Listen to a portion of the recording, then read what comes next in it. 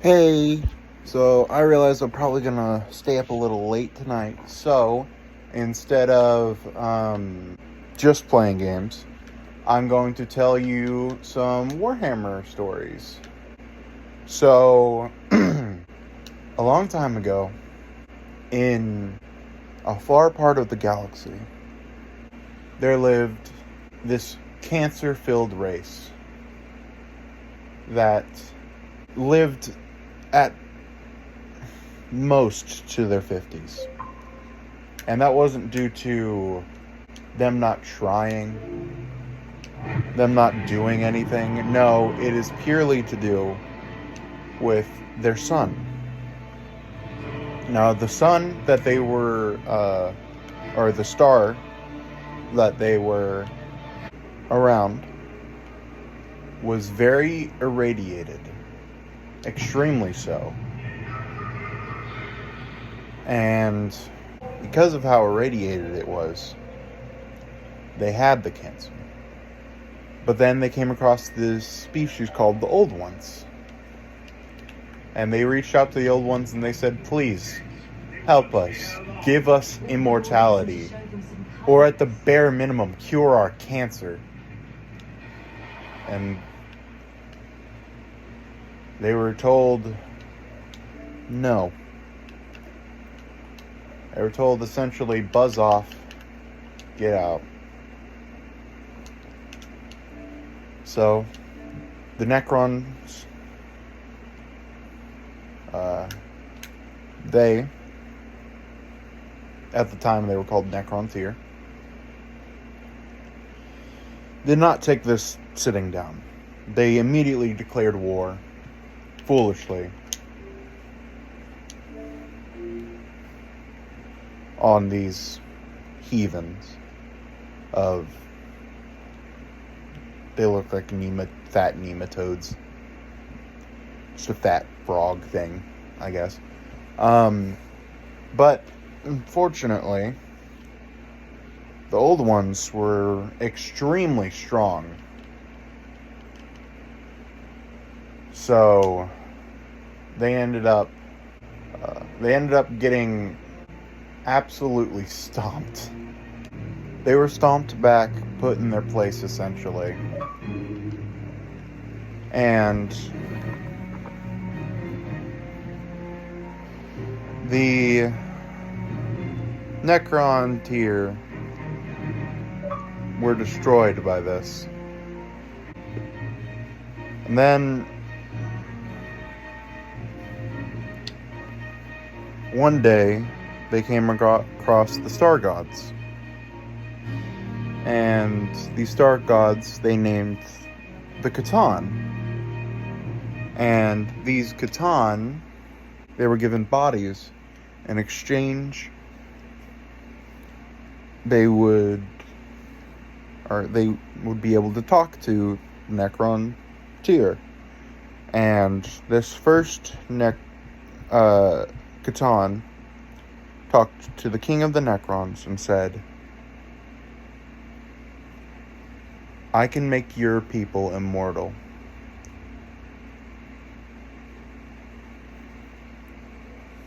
And so he took the deal.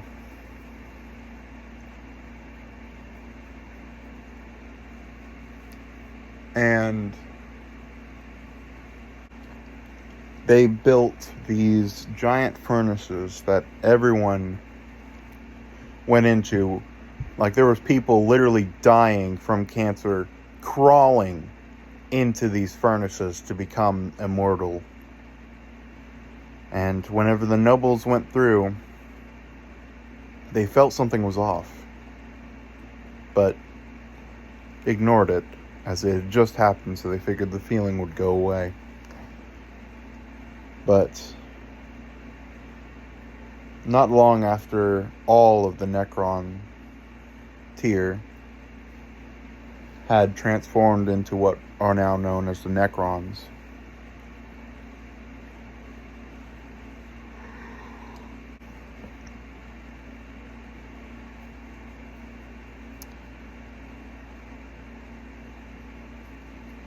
they realized their souls were gone. And the Necrons... Some Necrons cared a lot, some cared not at all. But the Silent King swore his revenge. And he was given codes to control all of his Necron race.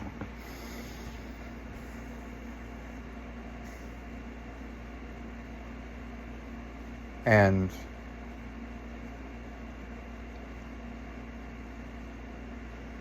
so he used them, but the Necrons were thoroughly enslaved by the Necron tier. And with the Necron tier, the Necrons were thoroughly enslaved by the Catan. And with the help of the Catan, the Necrons finally were able to kill the Old Ones. The Old Ones tried to make races like Krorks that would eventually become Orcs, and Eldar, which are space elves.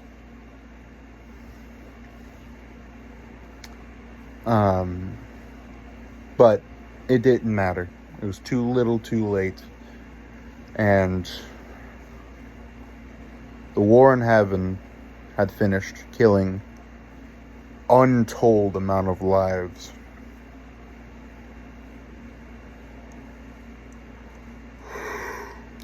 Oh, while the gods of the material, the Catan, fed and got fat. Now, after the god, or the Old Ones were killed, the Old One, the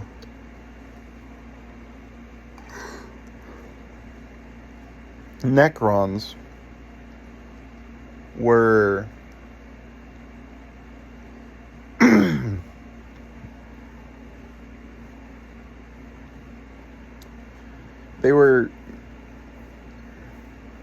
they turned against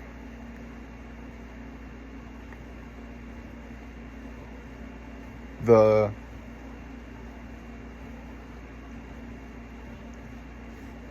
Catan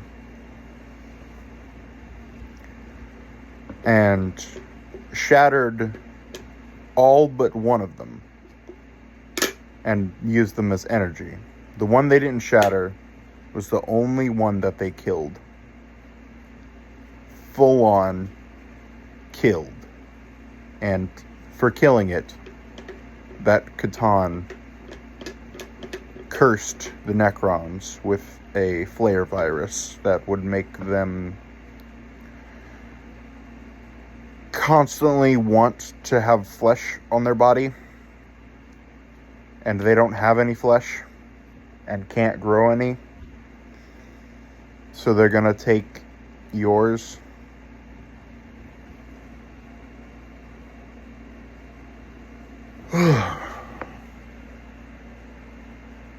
and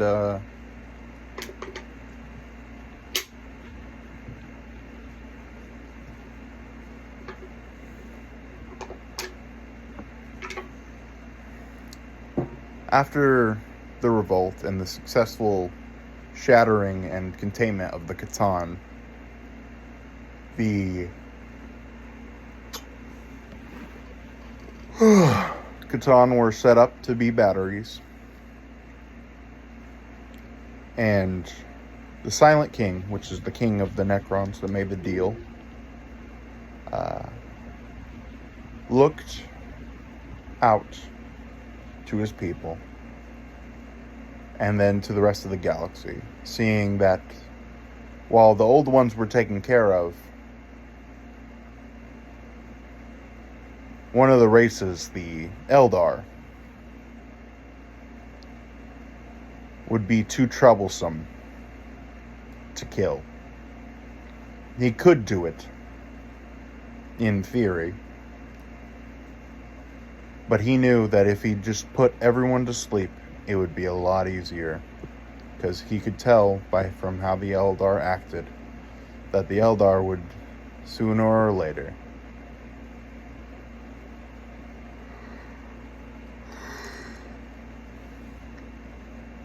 doom themselves. And so, with the final command of his command codes, he told everyone to go to a tomb world and sleep underground. A tomb world is a planet where a bunch of Necrons sleep with a thin layer of actual crust on the outside. Sometimes there's like trees and stuff.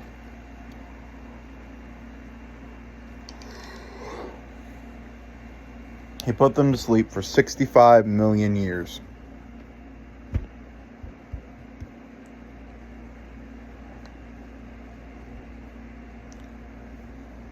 And he went to the edge of the galaxy, and according to some newer books, he also went into other galaxies and started conquering those galaxies for his race. Although, he said this, I'm pretty sure. So he might just be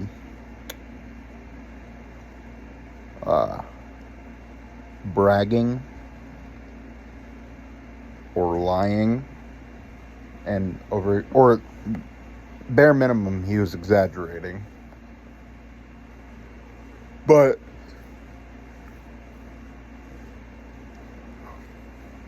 in the meanwhile, the Eldar rose to power, and for 65 million years they stayed in power.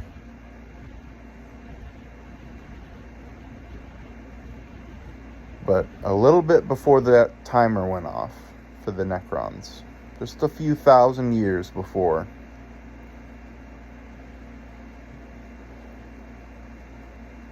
the Eldar, during the 65 million years,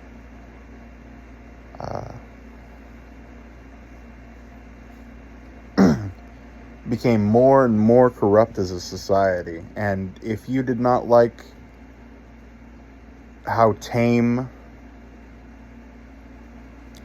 murder and other things that I don't think I can say and still upload this to YouTube,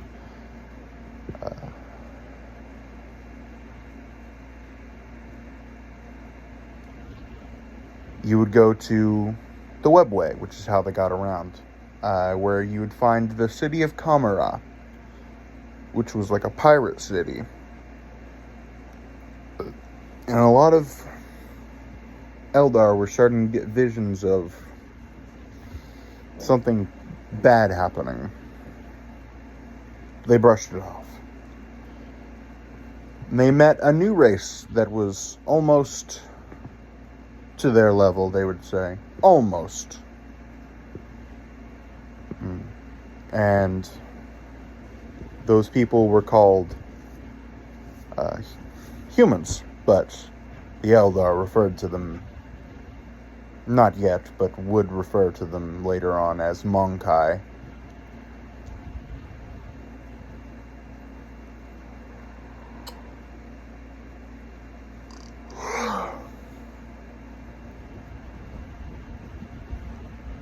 But then Webway started messing up really, really badly, and an AI revolt happened. So they helped with the AI revolt with the humans, and managed to stop the humans' men of iron. But now the humans can't get around anymore, thanks to how bad the warp storms are. And it's just continuing on for years and years and years, and 10 years pass, 20 years pass, 30 years pass, 100 years pass, 1,000 years pass. And then, pop.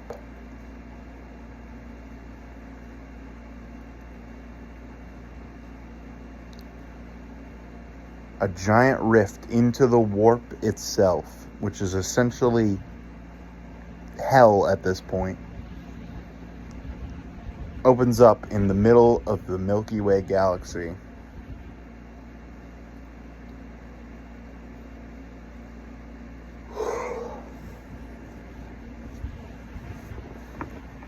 And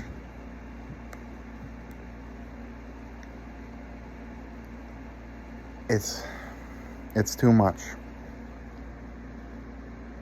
It kills 99.9% of all Eldar, and most of the Eldar that survived made ships the size of continents long time ago, escaping how debaucherous the main Eldar were.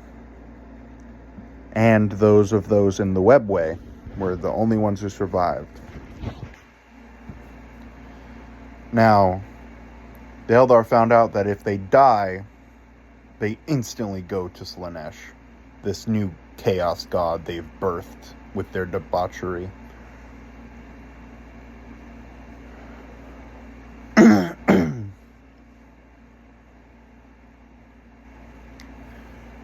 But the remaining Eldar had ways of fixing that.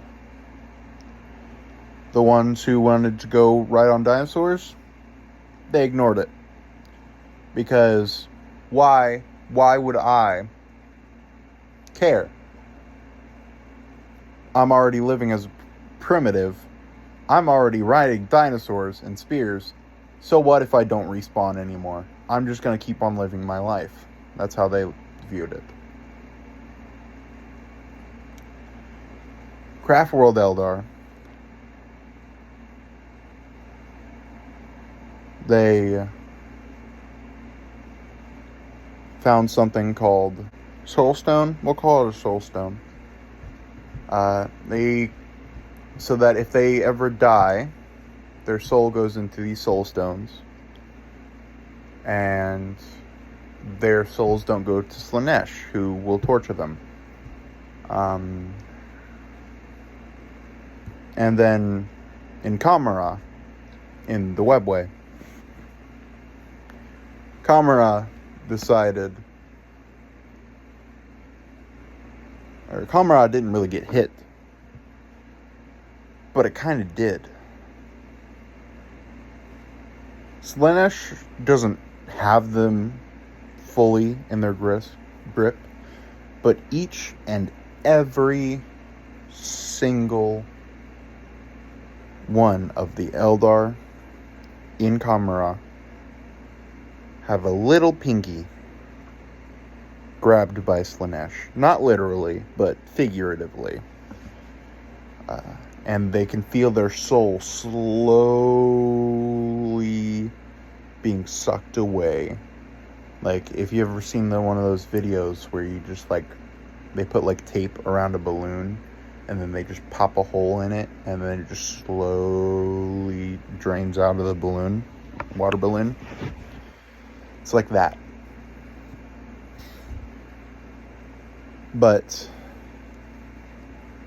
the Eldar in Kamara realized if they kept doing things that spawned in Slaanesh, they could fend her off.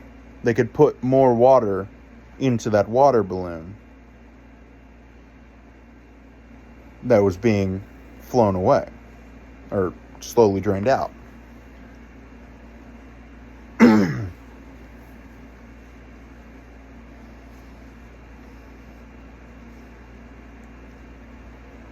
And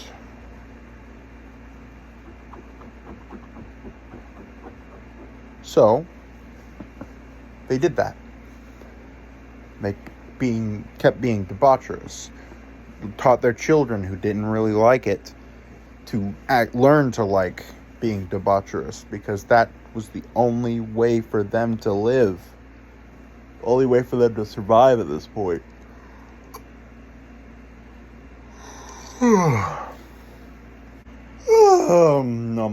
Nom. Goodness gracious. Okay. And then, so they eventually became known as the Dark Eldar. And the Dark Eldar became essentially pirates.